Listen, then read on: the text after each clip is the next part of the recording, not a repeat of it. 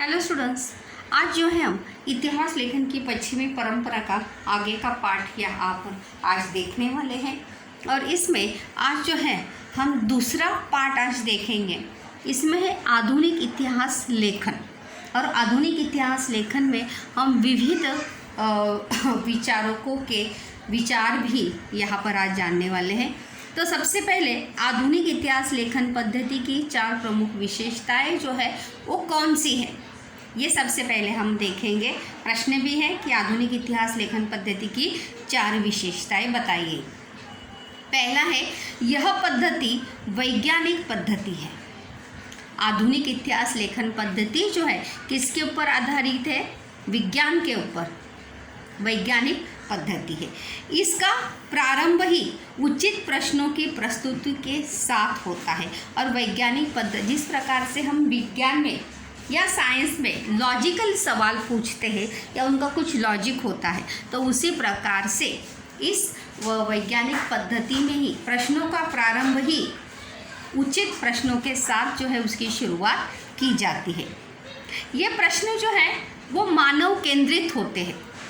अभी इतिहास जो है किससे जुड़ा होता है? मनुष्य से जुड़ा होता है। मनुष्य की सामाजिक भौगोलिक परिस्थिति के आधार पर इतिहास घटता है या घटित होता है।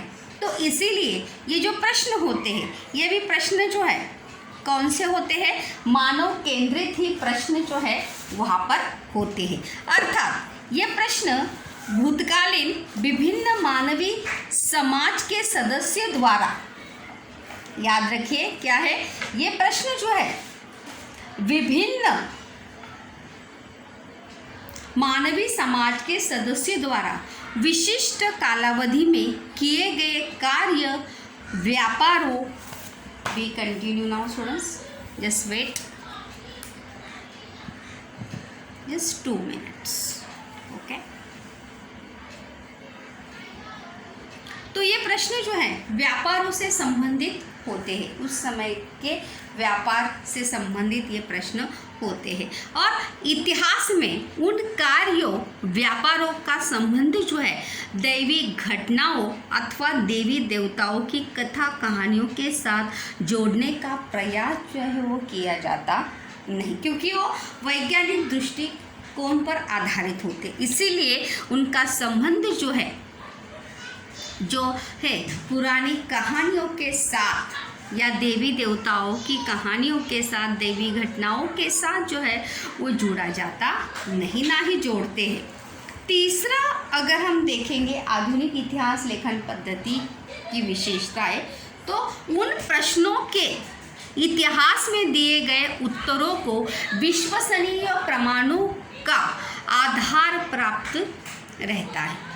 उन प्रश्नों के इतिहास में दिए गए उत्तरों को विश्वसनीय प्रमाणों का आधार प्राप्त रहता है। मतलब उन उत्तरों का, जैसे हम कहते हैं, अगर हम कुछ जवाब देते हैं तो वो जवाब का प्रूफ हमारे पास होता है कि yes this is the answer, this is the reason.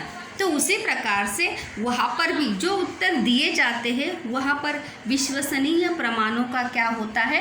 आधार प्राप्त वहाँ पर रहता है। अतः इतिहास की प्रस्तुति अथवा संरचना तर्कपूर्ण और सुसंगति बैठने वाली होती है। और इसीलिए विश्वसनीयता होने के कारण या प्रमाणों का आधार होने के कारण उसमें जो भी जानकारी वहाँ पर होती है वो तर्कपूर्ण और सुसंगत में बैठने वाली होती। मतलब वहाँ पर जैसे हम कहते हैं प्रॉपर ऑर्डर में जो है वहाँ पर संरचना जो है वहाँ पर की जाती। सुसंगति यानी प्रॉपर ऑर्डर, संरचना जो है लॉजिकली वहाँ पर बैठाई जाती है कि कौन सी घटना कैसे हुई, कहाँ हुई, क्यों हुई, ये सभी बातें जो है एकदम प्रॉपर ऑर्डर में वहाँ पर बताई जाती है।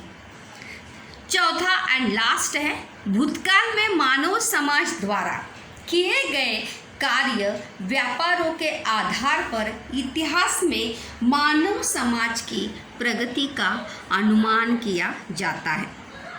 भूतकाल में मानव समाज द्वारा, ध्यान में रखिए, भूतकाल में मानव समाज द्वारा किए गए कार्य, और व्यापारों के आधार पर इतिहास में मानव समाज की प्रगति का मतलब उस समय मनुष्य ने किस प्रकार से प्रगति की थी उसका अनुमान जो है आज वर्तमान समय की प्रगति पर हम जो है वहाँ पर लगा सकते हैं कि मनुष्य ने किस प्रकार से वो प्रगति करते जा रहा है या उसने किस प्रकार से प्रगति की है। इतना अनुमान तो जो है हम बिल्कुल लगा सकते हैं। तो ये 4 पद्धतियाँ जो है वहाँ पर हमें आधुनिक इतिहास लेखन पद्धति की वहाँ पर हमें देखने को मिलती है।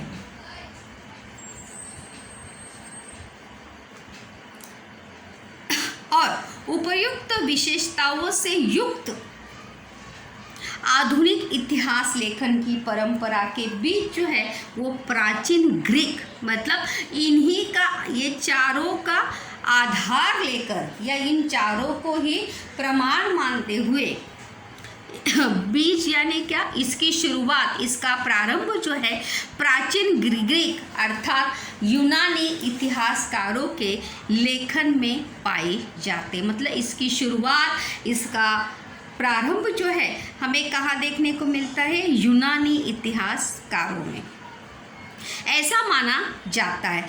हिस्ट्री शब्द ग्रीक भाषा का है और हिस्ट्री शब्द जो है ग्रीक भाषा का है और ईसा पूर्व 5वीं शताब्दी में हेरोडोटस नामक ग्रीक जो है वहाँ पर इतिहासकार था और इसीलिए द हिस्ट्रीज ग्रंथ के शीर्षक में इसीलिए ग्रीक इतिहासकार हेरोडोटस ने हिस्ट्री शब्द का सबसे पहले प्रयोग जो है अपने, देखिए आपको यहाँ पर जैसे जैसे इतिहासकारों के नाम आएंगे उसी के साथ साथ अब आप सभी को उनके ग्रंथ भी जो है वहाँ पर आपको याद रखने चाहिए। उन ग्रंथों के नाम, हेरोडोटस के ग्रंथ का नाम जो है द हिस्ट्रीज, याद रखिए द हिस्ट्रीज। ये ग्रंथ के नाम जो है वहाँ पर आपको याद रखने आवश्यक है असत्य जोड़ी के लिए। The histories Herodotus. तो सबसे पहले हेरोडोटस ने अपने द हिस्ट्रीज इस ग्रंथ में ग्रीक शब्द का प्रयोग जो है वहाँ पर किया। अभी जो है हम इतिहास लेखन की सही मायने में पश्चिमी परंपरा के में शुरुआत करने वाले हैं और वहाँ पर बहुत सारे विचारों के विचार जो है यहाँ पर अभी जानने वाले हैं। सबसे पहले हम तीसरा पॉइंट इस पाठ से जुड़ा यहाँ पर देखने वाले हैं, वो है यूरोप में हुए वैज्ञानिक दृष्टिकोण का विकास और इतिहास लेखन। यूरोपीय इतिहास महत्वपूर्ण विचारों, यूरोप के महत्वपूर्ण विचारकों के नाम, ऐसा भी प्रश्न है, लास्ट टाइम भी मैंने बताया था। तो यूरोप में हुए वैज्ञानिक दृष्टिकोण का विकास और इतिहास लेखन, इन दोनों का क्या संदर्भ है, इतिहासकारों पर इसका क्या असर हुआ, यही जो है आगे के पाठ में जो है हम यहाँ पर देखने वाले हैं कि अलग अलग इतिहासकारों ने अपने ग्रंथ में अपनी बात जो है इतिहास लेखन के संदर्भ में किस प्रकार से उन्होंने सिद्ध की। 18वीं शताब्दी तक यूरोप में दर्शन और विज्ञान क्षेत्रों में उल्लेखनीय प्रगति हुई। दर्शन इस शब्द का अर्थ है तत्व ज्ञान, याद रखिए, दर्शन इस शब्द का अर्थ है तत्व ज्ञान, फिलॉसफी। और इस दोनों क्षेत्र में जो है उल्लेखनीय मतलब तारीफ़ काबिल जो है प्रगति हमें देखने को मिलती है। वैज्ञानिक पद्धति का उपयोग करते हुए सामाजिक और ऐतिहासिक यथार्थों का भी अध्ययन करना संभव है। इतिहासकारों का या विचारों को किस बात के ऊपर विश्वास होने लगा कि हम सामाजिक और ऐतिहासिक यथार्थों का मतलब उन सत्य जो घटनाएं या यथार्थों का मतलब जो हमारे पास साहित्य है उसका भी हम अध्ययन करना जो है वो संभव है। इस बात का विश्वास जो है वो विचारकों को होने लगा, इतिहासकारों को होने लगा और इसी के चलते आगे चल के यूरोप अमेरिका में इतिहास और इतिहास लेखन जैसे विषयों पर बहुत सारे विचार मंथन हुए मतलब बहुत सारे विचार जो है वो किए गए कि किस प्रकार से इतिहास लेखन में किसे महत्व देना चाहिए, किसे महत्व नहीं देना चाहिए। फलस्वरूप मतलब इसके मुताबिक इतिहास लेखन में वस्तुनिष्ठता को महत्व प्राप्त होता गया। वस्तुनिष्ठता मतलब क्या? सच्चाई। सच है तो सच है। जैसे हम वन लाइन के आंसर लिखते हैं, फिल इन द ब्लैंक्स के आंसर लिखते हैं, तो जब हम रिक्त स्थान का आंसर लिखते हैं तो रिक्त स्थान के आंसर का उत्तर जो एक ही होता है और होता है कि दूसरा नहीं, दूसरा लिखेंगे तो क्या हो जाएगा? गलत। उसे कहते हैं वस्तुनिष्ठता। तो वहाँ पर वस्तुनिष्ठता मतलब एक ही सच्चाई को, वस्तुनिष्ठता को एक महत्व जो है वहाँ पर दिया गया। सच्चाई को महत्व जो है, सत्यता को महत्व जो है वहाँ पर ज़्यादा से ज़्यादा दिया गया कि वस्तुनिष्ठता को वहाँ पर इतिहास में महत्व जो है होना चाहिए। और साथ ही साथ 18वीं शताब्दी से पूर्व यूरोप के विश्वविद्यालयों में भी सर्वज्ञ ईश्वर संबंधी विचार विमर्श करना, उस संबंध में दर्शन जैसे, दर्शन का अर्थ मैंने अभी आपको बताया तत्वज्ञान, याद रखिए कभी रिक्त स्थान के लिए आता भी है दर्शन, अब उसका सिमिलर वर्ड जो है वो तत्व ज्ञान है, जैसे विषयों को ही अधिक महत्व दिया गया। और साथ ही साथ मतलब इसके पहले विश्वविद्यालय मतलब कॉलेज में, महाविद्यालयों में सर्वत्र मतलब सभी जगह ईश्वर संबंधी मतलब भगवान संबंधी विचार विमर्श करना और इस संबंध में दर्शन जैसे, तत्वज्ञान जैसे विषयों को ही ज़्यादा महत्व जो है उस समय दिया जाता था। परंतु इस स्थिति में धीरे धीरे क्या होने लगा? परिवर्तन होने लगा और 1737 ईस्वी सन में जर्मनी के गोटिंगेन, याद रखिए जर्मनी के गोटिंगेन, इस विश्वविद्यालय में, वहाँ पर असत्य जोड़ी के लिए भी है, गोटिंगेन विश्वविद्यालय की स्थापना जो है हुई। कहाँ पर है ये गोटिंगेन विश्वविद्यालय? जर्मनी में। कहाँ पर है? जर्मनी में। और इस विश्वविद्यालय की खासियत यह थी कि इस विश्वविद्यालय में पहली बार जो है यहाँ पर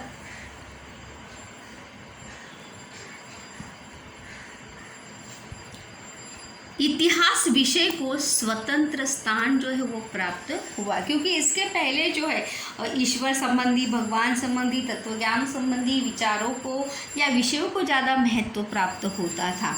लेकिन इसके बाद जर्मनी के गोटिंगेन विद्यालय में पहली बार इतिहास विषय मतलब एक सेपरेट विषय के तौर पे जो है एक स्वतंत्र स्थान जो है वहाँ पर उसे प्राप्त हुआ। और इसके पश्चात जर्मनी के अन्य विश्वविद्यालय भी इतिहास के अध्ययन केंद्र बने। और बाकी चलते चलते एक विश्वविद्यालय में शुरू होने के बाद बाकी के सभी कॉलेजेस में भी, महाविद्यालयों में भी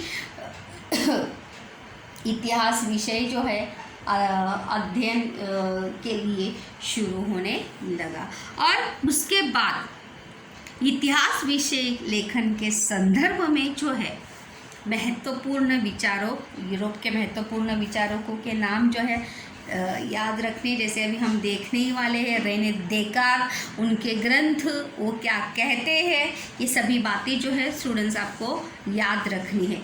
तो अभी जो है हम इस पाठ का बहुत ही अहम ऐसा, इसी से जो है पूरा इतिहास लेखन की पश्चिमी परंपरा जो है, यहाँ से ही मेन पार्ट की जो है अगर कहेंगे तो मेन पार्ट की शुरुआत जो है इसी पॉइंट से जो है यहाँ पर होती है। महत्वपूर्ण विचारक तो Rene Descartes, Voltaire, Michel Foucault, Karl Marx, ये सभी जो है यूरोप के महत्वपूर्ण विचारक थे। उनका देखो, उनके किताबों के नाम, उन्हें वो क्या कहते थे, वो सभी बातें जो है अभी आपको याद रखनी है। तो चलिए हम एक एक करके इन सभी विचारकों के इतिहास लेखन के संदर्भ में उनके क्या विचार थे, वो क्या सोचते थे, ये हम देखते हैं।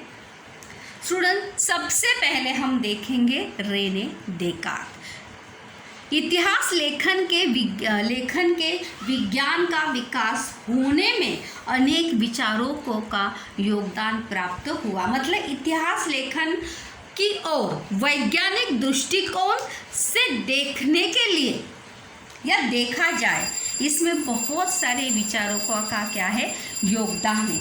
उनमें से कुछ महत्वपूर्ण विचारकों की जानकारी जो है हम इस पाठ में देखने वाले हैं। और सबसे पहले यहाँ पर आते हैं रेने देकार्त। प्रश्न भी है कि रेने देकार्त ने इतिहास लेखन में किस विचार को अति आग्रह रखा या किस विचार को ज़्यादा महत्व दिया। इतिहास का लेखन करने के लिए ध्यान दीजिए सभी लोग, इतिहास का लेखन करने के लिए उपयोग में लाए जाने वाली ऐतिहासिक साधनों की विशेषता, कागजातों की विश्वसनीयता की जांच करना आवश्यक है। क्या किस बात पर उन्होंने जोर दिया कि जब हम इतिहास लेखन करेंगे और इतिहास लेखन करते समय जो ऐतिहासिक साधनों का हम उपयोग करेंगे, उन कागजातों की विश्वसनीयता की जांच करना आवश्यक। विश्वसनीयता मतलब ये कागज या ये दस्तावेज या जो भी ऐतिहासिक साधन आप ले रहे हैं वो सही है या नहीं, इसकी विश्वसनीयता की क्या होनी आवश्यक है, जांच पड़ताल होनी जो है वो आवश्यक है। यह विचार उन्होंने आग्रह रखा। प्रश्न भी है, देखो ये उसका पहला पॉइंट है। यह विचार रखने वाले फ्रांसीसी दार्शनिक रेने देकार्त अग्रणी थे। उन्होंने, अग्रणी मतलब क्या, पहले थे कि जिन्होंने ये विचार रखा, ये बात रखी कि जब तक किसी बात की सत्यता मतलब जो आप ऐतिहासिक साधन यूज़ करेंगे उसकी विश्वसनीयता की जांच वहाँ पर होनी चाहिए। और उनके द्वारा, याद रखिए, उन्होंने कौन सा ग्रंथ लिखा है, डिस्कोर्स ऑन द मेथड। अभी विचारक और उनके ग्रंथों के नाम जो है आपको मुँह ज़बानी होनी चाहिए। यहाँ पर रेने, असत्य जोड़ी के लिए रेने देकार्त, उसके ग्रंथ का नाम क्या है, डिस्कोर्स ऑन द मेथड। क्या नाम है उसके ग्रंथ का, डिस्कोर्स ऑन द मेथड, याद रखिए। ग्रंथ में वैज्ञानिक अनुसंधान की दृष्टि से एक नियम बहुत ही महत्वपूर्ण माना जाता है। अगर हम इतिहास लेखन में वैज्ञानिक दृष्टिकोण ला रहे तो वैज्ञानिक दृष्टिकोण, अनुसंधान की दृष्टि से एक नियम बहुत ही महत्वपूर्ण माना जाता है। उसका सेकंड पॉइंट है कि जब तक कोई बात सत्य है ऐसा निसंदेह रूप से स्थापित नहीं होता है। मतलब जब तक किसी बात की सत्यता निश्चित न हो जाए तब तक उसे स्वीकार नहीं करना चाहिए। ये विचार जो है इस बात के प्रति, इस विचार के प्रति जो है रेने देकार्त आग्रहित है।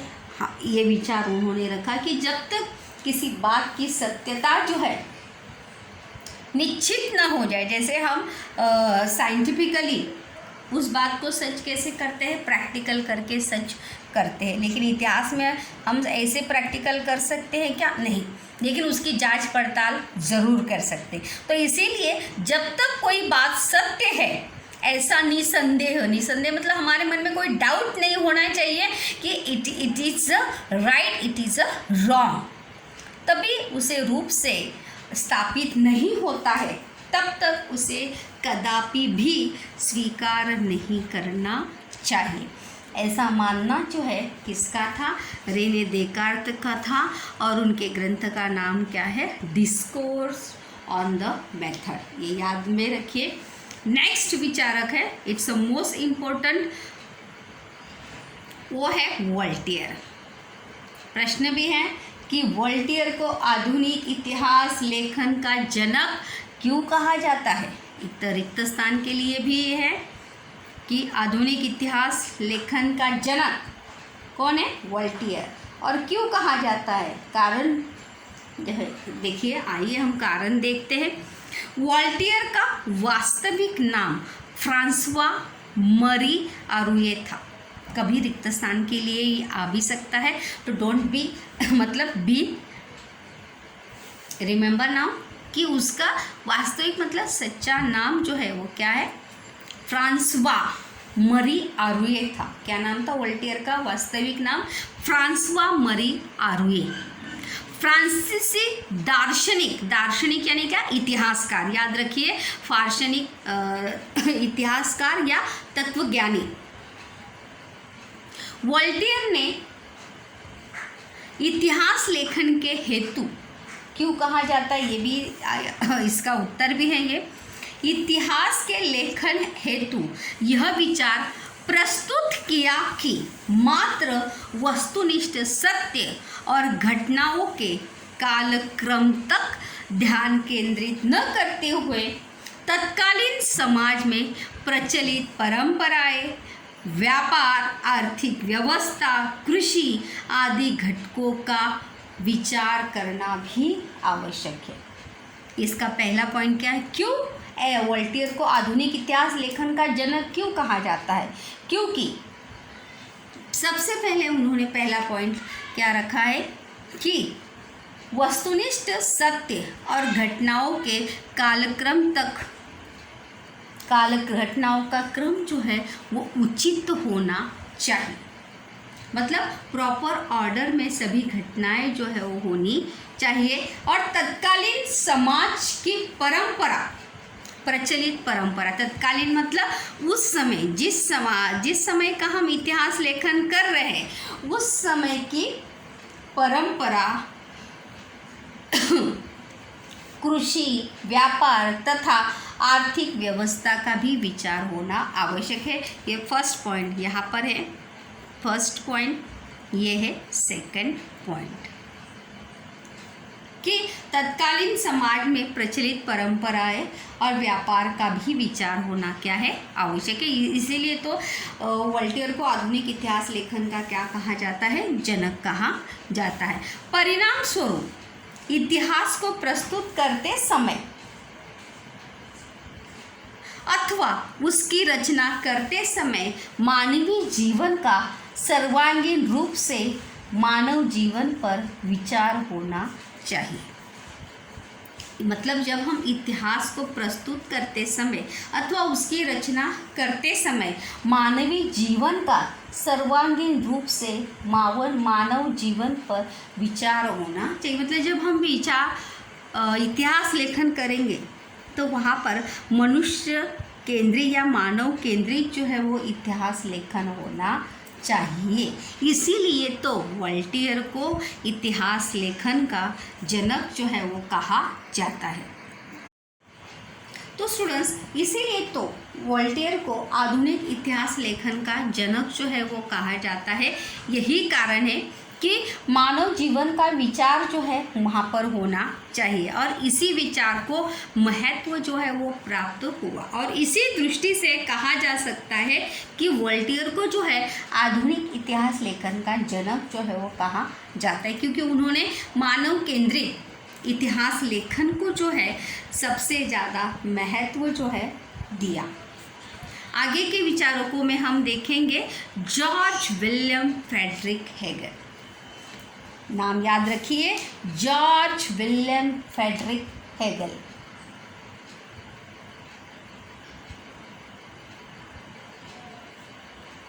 जॉर्ज विलियम फ्रेडरिक ने द्वंद्ववाद की प्रणाली जो है वहाँ पर स्पष्ट की है। टिप्पणी के लिए प्रश्न भी है। द्वंद्ववाद is the most important question students now. तो जॉर्ज विलियम फ्रेडरिक देखिए क्या कहते हैं अपने इतिहास लेखन के दृष्टिकोण को लेकर। इस जर्मन दार्शनिक ने इस बात पर बल दिया कि ऐतिहासिक यथार्थ अथवा वास्तविकता को तर्कशुद्धता पद्धति द्वारा प्रस्तुत किया जाना चाहिए।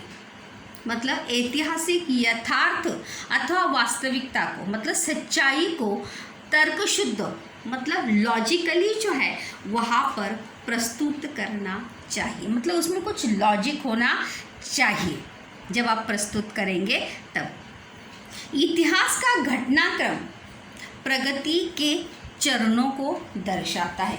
इतिहास का घटनाक्रम मतलब कौन सी घटना पहले हुई, कौन सी दूसरी, कौन सी तीसरी, चौथी, पांचवी, ये घटनाक्रम जो है ये क्या दिखाता है? प्रगति के चरणों को दिखाता है। मतलब किस प्रकार से मनुष्य की प्रगति हुई या उस समय के सामाजिक परिस्थिति में क्या क्या परिवर्तन हुआ, क्या बदलाव हुआ, ये हमें दर्शाता है।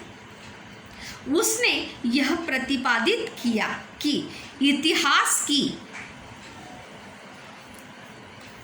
प्रस्तुति अथवा संरचना में इतिहासकार को समय समय पर उपलब्ध होने वाले प्रमाणों के अनुसार बदलते जाना स्वाभाविक है। मतलब जैसे जैसे उसके सामने जो जानकारी आती है उसी के अनुसार जो है वो बदल सकता है या उसे बदलना चाहिए अथवा वो बदलता ही है। क्योंकि हमारे सामने अगर कोई किसी बात का प्रूफ आता है तो हम अपने विचार जो है वहाँ पर क्या कर देते हैं? चेंज कर देते हैं। तो उसी प्रकार से उसके इस विवेचन के परिणाम स्वरूप, याद रखिए, उसके इस विवेचन के परिणाम स्वरूप अनेक दार्शनिकों को यह विश्वास हुआ कि यद्यपि इतिहास की अध्ययन पद्धति विज्ञान की पद्धतियों की तुलना में भिन्न है, फिर भी उसकी गुणवत्ता कम नहीं है। मतलब इतिहास की अध्ययन पद्धति जो है विज्ञान की तरह हम इतिहास की अध्ययन कर सकते हैं क्या प्रैक्टिकल करके? नहीं, लेकिन फिर भी उसकी क्वालिटी में कोई भी कमी जो है वहाँ पर नहीं है। हेगेल के व्याख्यानों और लेखों का संकलन जो है उसके रीजन इन हिस्ट्री इस पुस्तक में क्या है? चर्चित है। यहाँ पर हम द्वंद्ववाद का जो है यहाँ पर देखेंगे, समझ ले। हेगेल, ये प्रश्न भी है उदाहरण के लिए, it's most important question for टिप्पणी। हेगेल, जॉर्ज विलियम फ्रेडरिक ने द्वंद्ववाद का सिद्धांत जो है वहाँ पर मांडा था, प्रस्तुत किया था कि हेगेल के मतानुसार किसी भी घटना का अर्थ स्थापित करने के लिए उसका वर्गीकरण दो विरोधी वर्गों में करना पड़ता है। मतलब किसी भी घटना का अर्थ हमें जानना है। जैसे हम देखो एग्जिट पोल लेते हैं या हम वोटिंग कर लेते हैं कि कितने लोग इस पक्ष में, कितने लोग उस पक्ष में, हम ये जानने के लिए लेते हैं कि मतलब लोगों का विचार क्या है, लोग क्या सोचते हैं। तो उसी प्रकार से किसी भी घटना का अर्थ स्थापित करने के लिए, बताने के लिए जो है वहाँ पर उसका वर्गीकरण दो विरोधी वर्गों में करना पड़ता है। एक उसके सहमत है, दूसरे असहमत है। अन्यथा मानव मन को उस घटना का आकलन नहीं होता। अगर ऐसा नहीं करेंगे तो उस घटना का मनुष्य को जो है वो आकलन जो है या मनुष्य जो है उस घटना को समझ पाता नहीं। इसीलिए तो देखो यहाँ पे उदाहरण भी दिया है जॉर्ज विलियम फ्रेडरिक ने कि जैसे सच झूठ, अच्छा बुरा, इस पद्धति को ही द्वंद्ववाद कहते हैं। मतलब ये सच है क्या झूठ है, ये अच्छा है क्या बुरा है। अगर किसी सहेली के बारे में देखो, आपके मन में अगर हम नई किसी सहेली के साथ मित्र के साथ अगर हमारी फ्रेंडशिप होती है तो हमारे मन में ये दोनों ख्याल आते हैं, क्या वो सच्चा होगा, क्या वो सही है क्या नहीं, वो अच्छा है या बुरा है। उसके विचार कैसे, वो कैसे सोचता है। मतलब किसी भी बारे में जो है हमारे मन में दोनों विचार आते हैं, जैसे पढ़ाई करनी चाहिए कि नहीं करनी चाहिए, अभी करूँ क्या बाद में करूँ, या अभी ही कर लूँ। तो दोनों विचार जो है हमारे मन में आते हैं और हम दोनों तरीके से सोचते हैं। उसे कहते हैं द्वंद्ववाद, यानी तो हमारे मन में द्वंद्व चला होता है। द्वंद्व यानी युद्ध। Yes I can do it, no you can don't do it. मतलब हमारे मन में दोनों प्रकार के विचार जो एक ही टाइम पर आते हैं और इसी पद्धति को क्या कहते हैं, द्वंद्ववाद, डायलैक्टिक्स कहते हैं। क्या कहते हैं, द्वंद्ववाद इसे कहते हैं। ये द्वंद्ववाद पद्धति जो है किसने मांडी है, किसने प्रस्तुत की है, जॉर्ज विलियम फ्रेडरिक। किसने प्रस्तुत की है, जॉर्ज विलियम फ्रेडरिक ने जो है इसे प्रस्तुत किया है। इस पद्धति में पहले एक सिद्धांत स्थापित किया जाता है। द्वंद्ववाद में क्या, एक पहला सिद्धांत जो है वहाँ पर स्थापित किया जाता है। इसके बाद उस सिद्धांत को काटने वाला प्रति सिद्धांत स्थापित किया जाता है। मतलब हम कहते हैं कि अरे करना चाहिए, फिर सोचते हैं कि अरे नहीं करना चाहिए। मतलब पहले हम करते हैं, फिर सोचते हैं कि अरे बेवजह हमने किया। मतलब उसको काटने वाला सिद्धांत, मतलब हमारे मन में दोनों प्रकार के विचार जो है वहाँ पर प्रस्तुत होते हैं या निर्माण होते हैं। अब उन दोनों सिद्धांतों का तार्किक खंडन मंडन किया है। तार्किक खंडन मंडन मतलब दोनों विचारों का मतलब अलग अलग तरीके से जो है विचार किया जाता है कि अरे मैंने किया तो अच्छा किया क्या नहीं, मैंने नहीं किया तो मैंने सही किया क्या नहीं, अगर मैंने नहीं किया है तो उसका परिणाम क्या होगा, मैंने नहीं किया है तो उससे क्या मेरा नुकसान हो गया।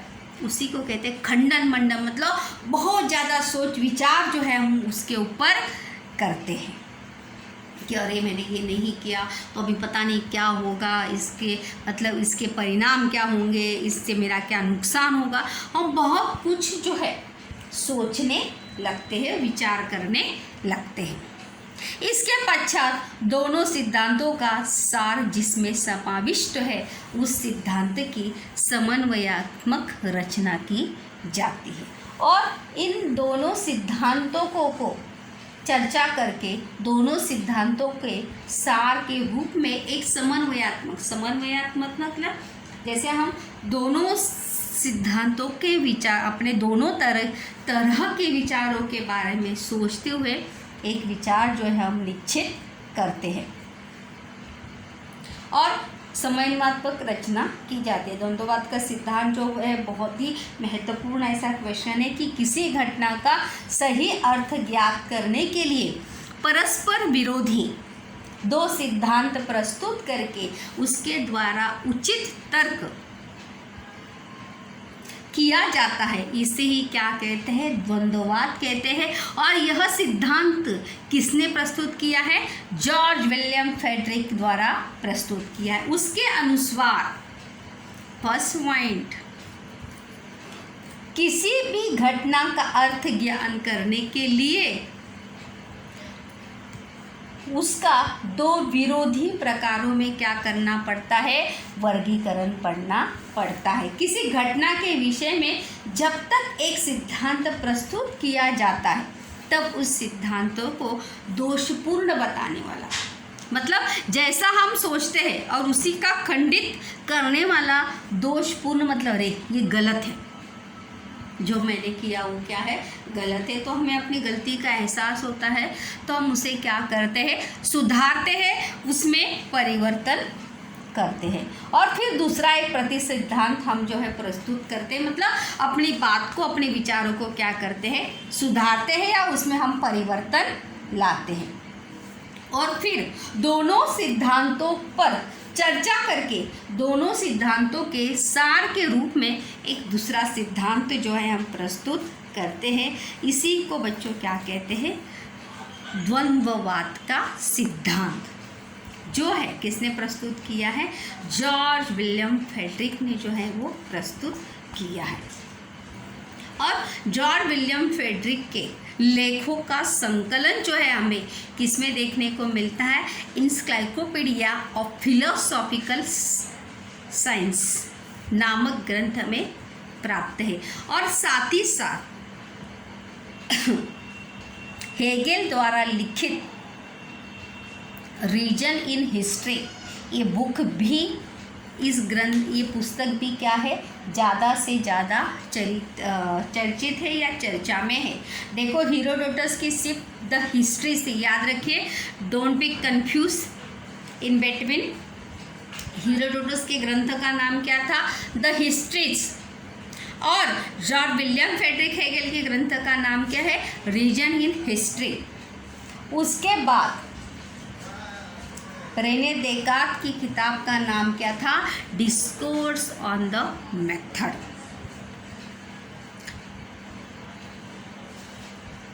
इस प्रकार से जो है हमने यहाँ पर 3 इतिहास का, यूरोपीय इतिहासकारों के बारे में जो है वो जानकारी यहाँ पर प्राप्त की है। पहले थे रेने देकार्त, दूसरे थे वोल्टेयर, तीसरे थे जॉर्ज विलियम फ्रेडरिक हेगल। इन तीनों ने भी अलग अलग तरीके से अपने विचार जो है इतिहास लेखन के संदर्भ में प्रस्तुत किए हैं।